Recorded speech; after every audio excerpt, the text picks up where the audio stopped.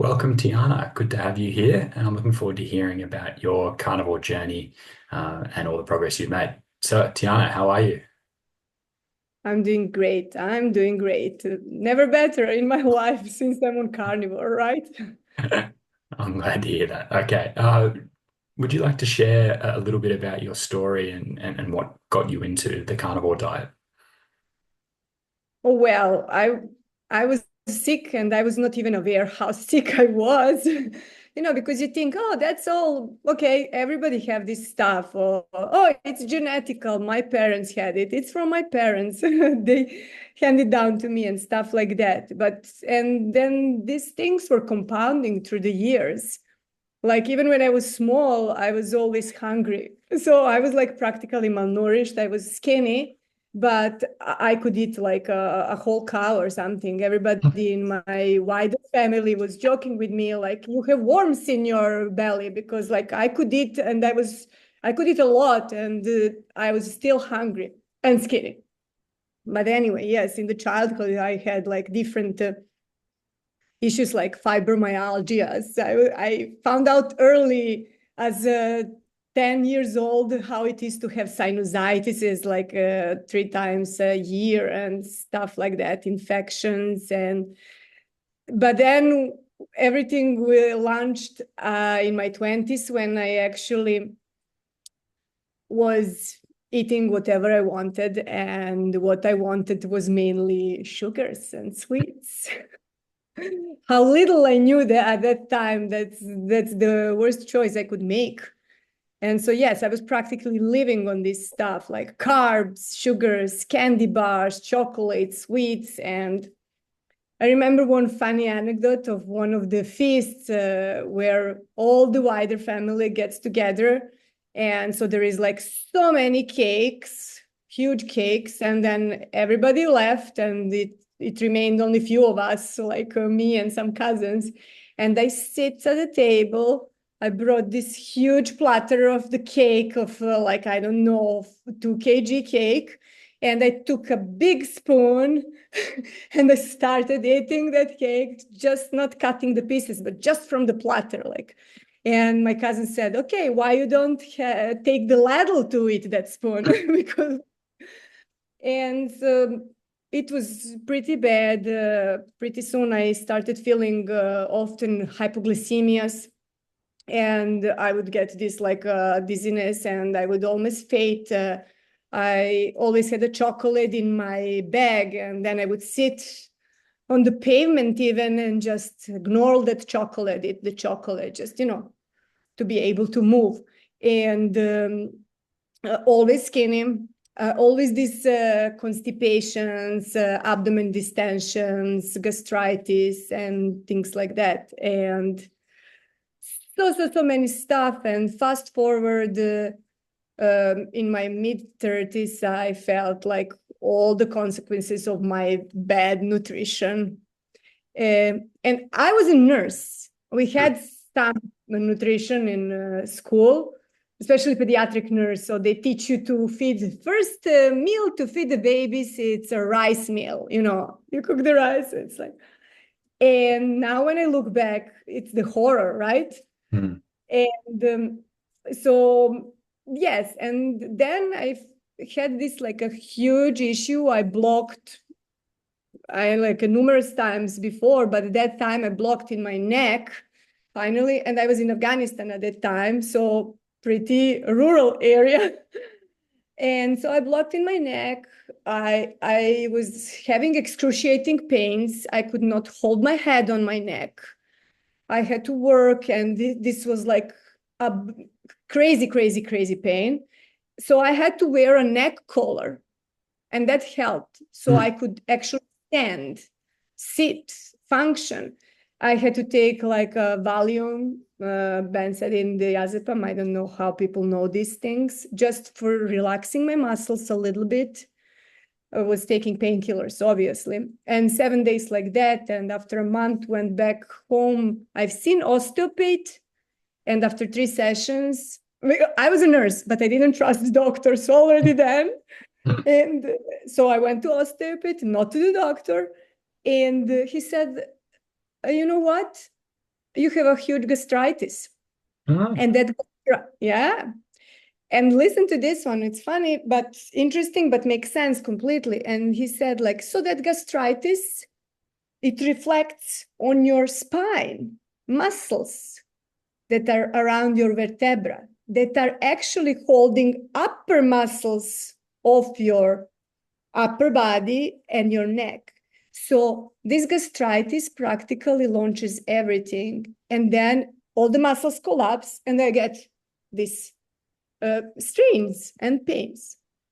And I changed the diet. I just ditched at the time junk food. So I stopped eating like, out, pizza and stuff like that. And I started feeling better. So that was a huge, Mm. win.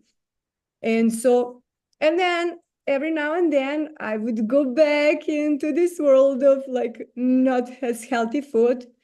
I would start feeling, it's a warning. I start feeling my shoulder hurts. And so I was playing with that one for years, but then I changed the diet to chrono diet. Not many people heard about that one. It's a French doctor, Alain de Bois, but it's very heavy on dairy and grains, especially non-whole grains, so whole grains. That's even worse.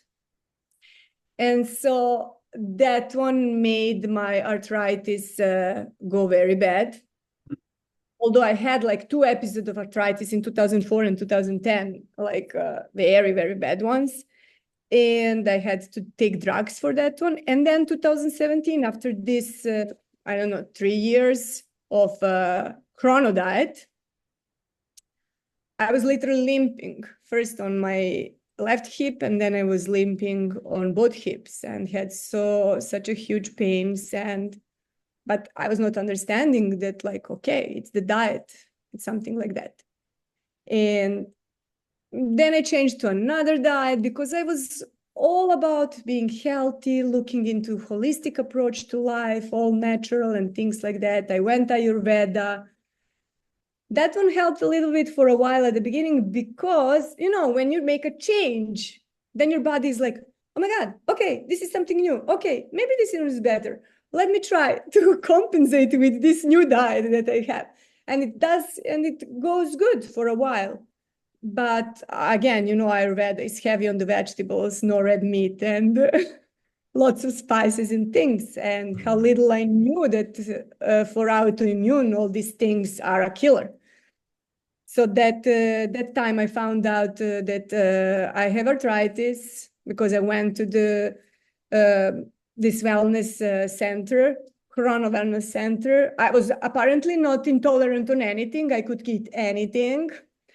And I had horrible reactions when I would eat peppers or any kind of things. And vegetables. So I was shoving all these vegetables in my face because they told I'm not intolerant.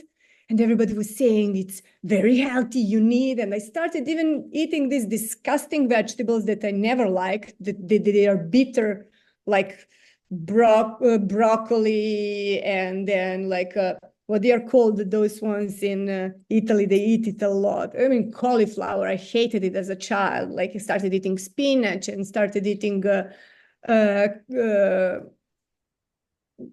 the bitter one, the Brussels sprouts, the worst one. That like I found out they have like the most amount number of cancerogen in itself. And yes, and so it was not really going good. Nothing was improving. I was putting all these oils in my body, seed oils. I was eating a lot of seed oils Mm. like Ayurveda, big on seed oils. And so it was going worse and worse. And nothing was improving. Mm. And yes, then I had a pregnancy, I delivered my child, and I was like, okay, red meat is not good. You need to eat seed oils and blah, blah, blah. And I started eating these vegan products. I mean, I was still eating some meat, I would eat meat when I go out, and I was eating like a chicken and turkey. Like that's kind of good, Yeah, healthy, it's nourishing. better than the red meat. The red meat will kill you. Yeah, yeah. Yeah, like brainwashed completely. And but I had to learn it uh, a harder way, right? Mm. And that time, literally, so I was eating all these fake cheeses, plant-based, fake meat and things. When I'm saying this stuff now, I can't even believe I did this one to myself. And it got so bad that I could not sleep in the night. I had pains all over my body, all the joints, my knees, my hips, my shoulders, my hands. And I would wake up with the cramps in my arms like this in the morning, and I could Mm. not move my hands. Mm. And I had to like 1 hour to warm up my hands. And my child was very small at that time, and I could not pick her up in the morning, for example. And I was like, okay, that's it. Okay, I'm done with this one.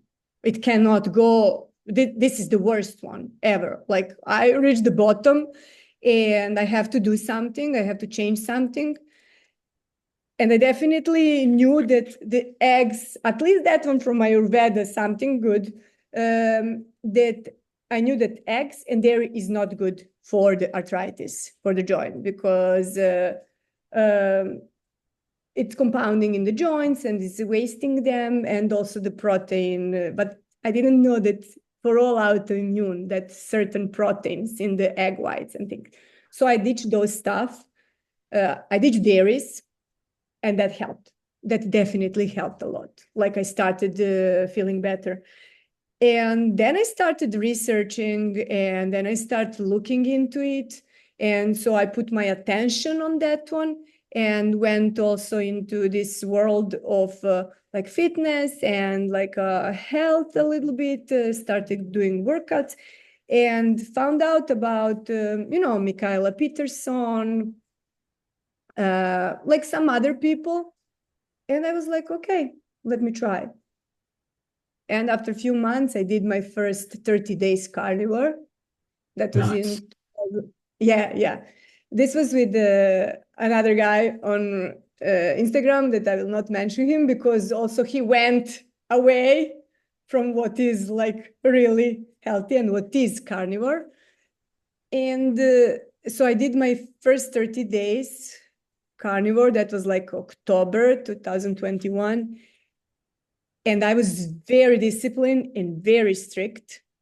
I didn't eat only ruminant meats. I didn't know it's important for autoimmune. But even with eating pork and salmon, like salmon is good, but even with eating pork, I was Mm. eating beef, pork, and salmon.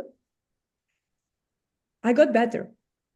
After a month, just one day I noticed before I would walk in the Saturday mornings to the farmer's market to buy a lot of plants and vegetables. And I would be exhausted for the rest of the day. When I come back home, I could not do anything anymore.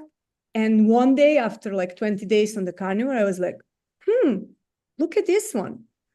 I have this much energy. I had this much energy when I woke up in the morning. I have the same level of the energy. And I could do many other things. I was not Mm. ready for no bed. Like now I'm lying, I'm done, I'm finished. My day is done at 11 o'clock. And so that was like a amazing epiphany, let's say. And I was proud of myself because especially I was in the house with my husband and with my daughter that they were eating everything else. They ate. Mhm. And yes, so it went better. But since I was following that other people and they started reintroducing back like orange juice and honey and I think stuff. I And might then know who you're talking about. for sure. And so then you slip off. There is no moderation. There is no control and just a little bit. You have to be strict. You have to be disciplined. And that is the only way that you will provide freedom for yourself in any kind of aspect of your life, and especially in the diet. So after that one, I felt great, but then I started, a little bit of orange juice. Okay.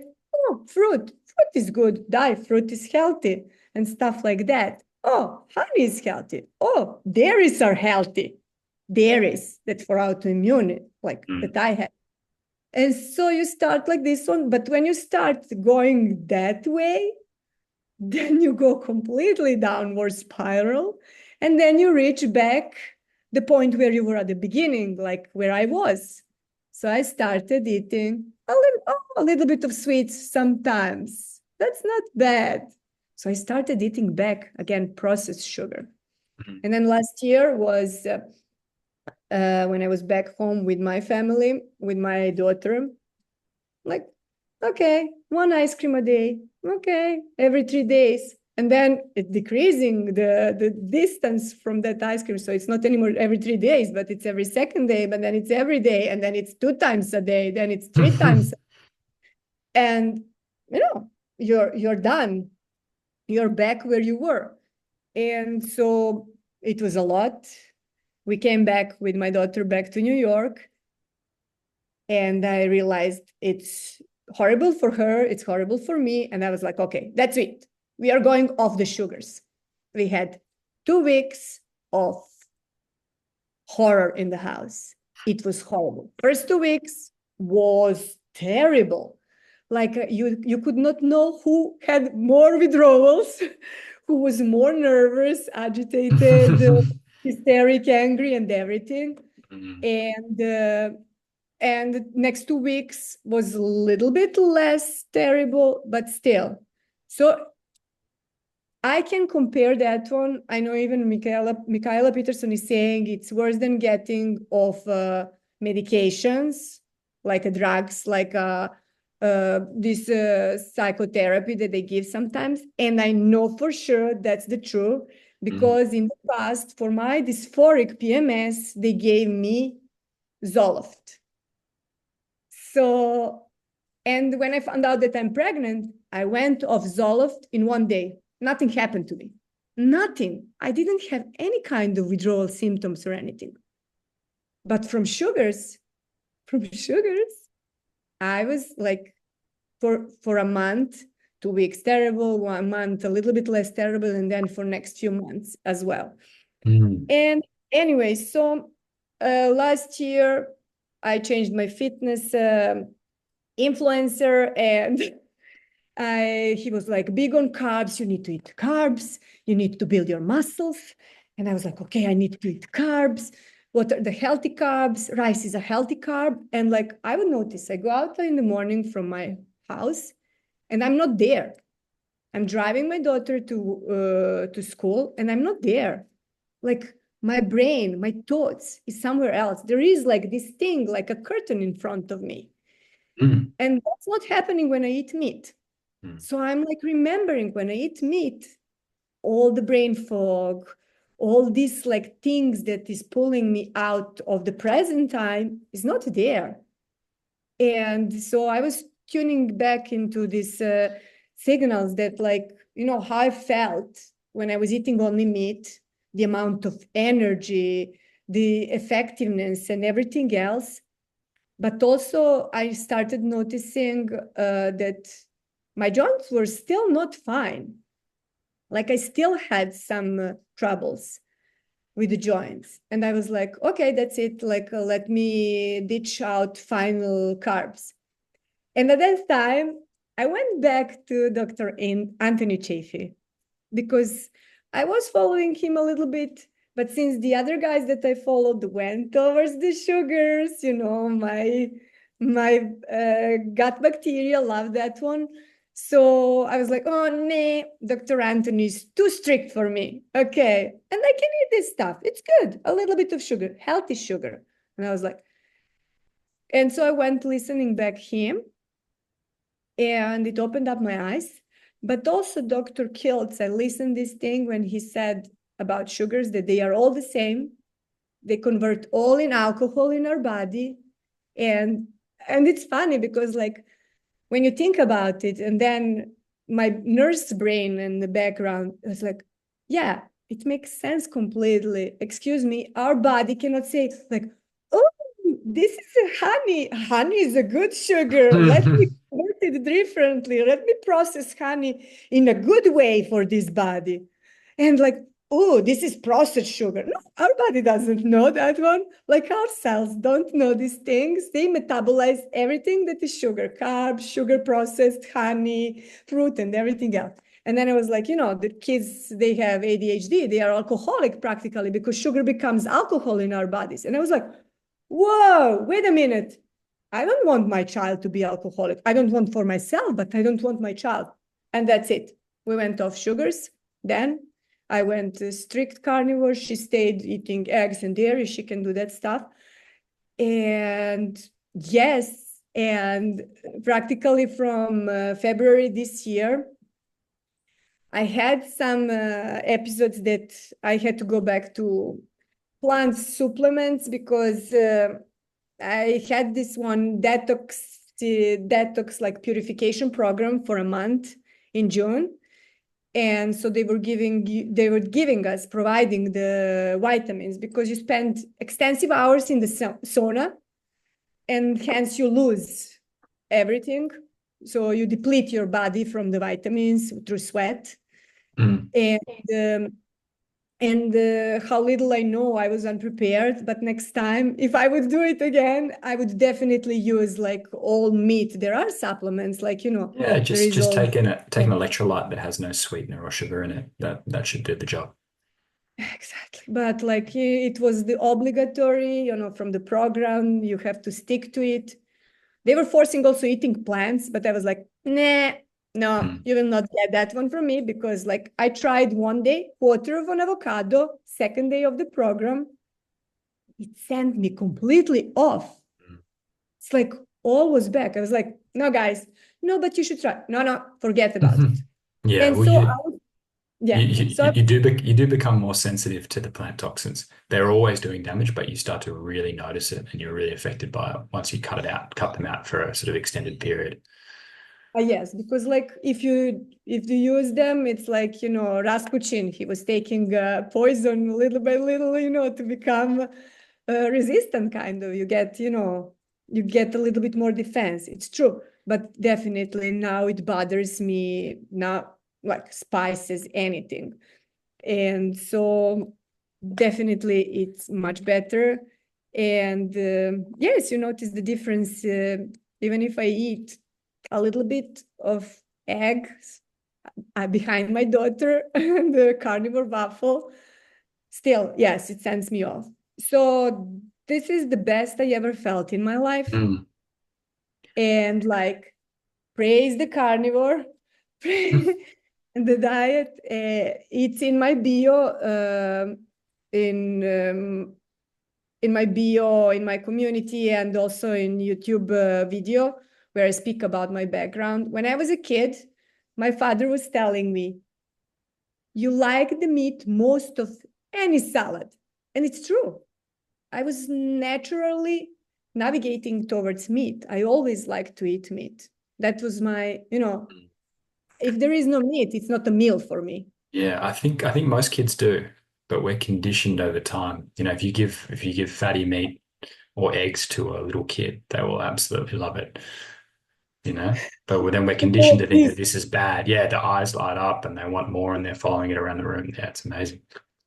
But that's normal. And I remember after the meal, so my stepmom would make like this huge roast, and it would be chicken, for example, and potatoes in together in the big pan. And when the meal is done, I would always like more meat, but they would give a ratio, proportional potatoes and meat. You have to eat also this one and blah blah blah.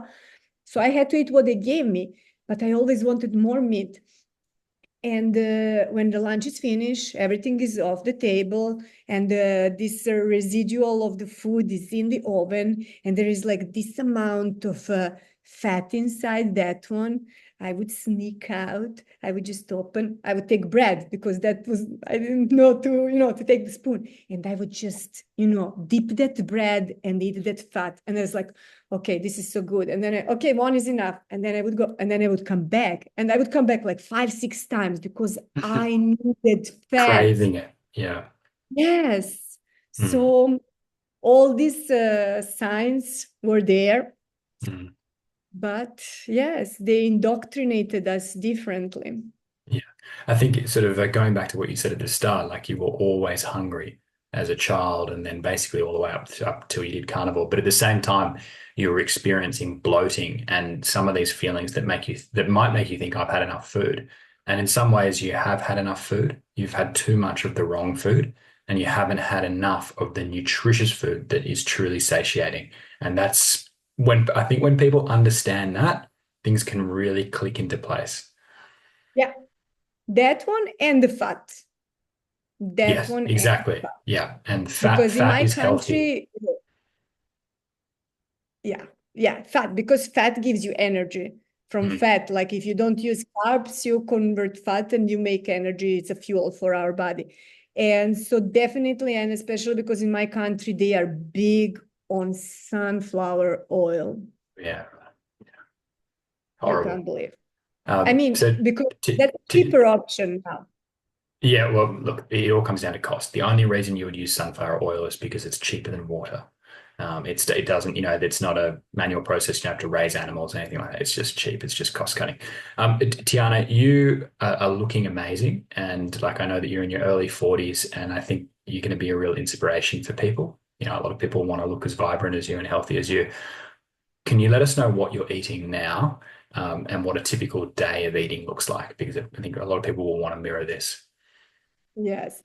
So practically, I eat only beef because that's the simplest and it's most palatable. Like, it's sometimes I eat lamb or a goat. I take ground goat meat, or I was recently eating like a goat steaks. But Hmm. that's like once in a while, because again, the taste is something that you need really to get used to it, to eat it more frequently. But my meals are like so beef. Like I eat like a 2 burger patties. I call it a burger soup because I put so much fat that it's swimming in that one. And I eat short ribs. I eat so beef short ribs. I eat different roasts. I like to order big slab of like 16 lbs of ribeye roast Nice. in Costco, and then I cut it in the steaks, and then I freeze it, and then I just take it out and just eat that one. And that's like once a month I take that one. And so mainly yes, beef. And so I'm ground beef. Ground beef is to go all the time. And sometimes And I mix even ground beef with the short ribs. yeah, So they're like kind of this is a salad, like my carnivore salad. that's your side dish. And Tiana, do you buy beef tallow or how do you make sure that you're getting enough fat? Okay, yes, I definitely add bunch of beef tallow. I found like different brands, but this one that I like the most because it's more cost effective and it lasts for a long. I forgot it's like 12 bees, something of fat. And Hmm. recently I took just like Wagyu tallow, and that's Wagyu, how you pronounce it, and that's like Wagyu. the best one. Yeah, Mhm. Wagyu, yes. And it had this like a smell and this nutty flavor. It's amazing. And so I add a lot of fat to all of my meals. To ribeye, not always, because it's Pretty mainly fatty fat. already. Yeah. Yes, if you don't buy it in the store, like already cut, because they Yeah. remove the fats. So I stopped buying like in all these Whole Foods and anywhere else, even the local butchers. Mm. And this one from Costco, there's a lot of fat. Nice. And Tiana, for final question, how much beef would you say you eat per day? Do you know how much it is in weight? Oh my God, like I don't know. So let's say I eat 8 pounds of ground beef for breakfast. I eat like not pounds, it ounces, and then I eat like a 6 to 8 ounces of short rib. I eat like 8 ounces of ribeye steak, something like that. Hmm. So I'm a small frame. I need to eat 3 times a day because I metabolize my food faster and I get hungry, even when I eat a lot of fat. So I don't know, calculate. I'm terrible with this I know internal I can't work it measurement. out in the pounds and ounces either. But the point is, Tiana is very lean, looks extremely healthy, and she eats a lot of beef. Guys, do not be afraid to load up on the beef. Eat till you're full, and you will look and you will feel amazing. Tiana, that's all we have time for. But I really, really appreciate you sharing your story. You had what I would say is the full gamut of symptoms from eating plants and carbohydrates for most of your life. And everything really changed for you when you switched to strict carnivore. So, well done, Tiana, and thanks for sharing your story. Thanks you for having me here.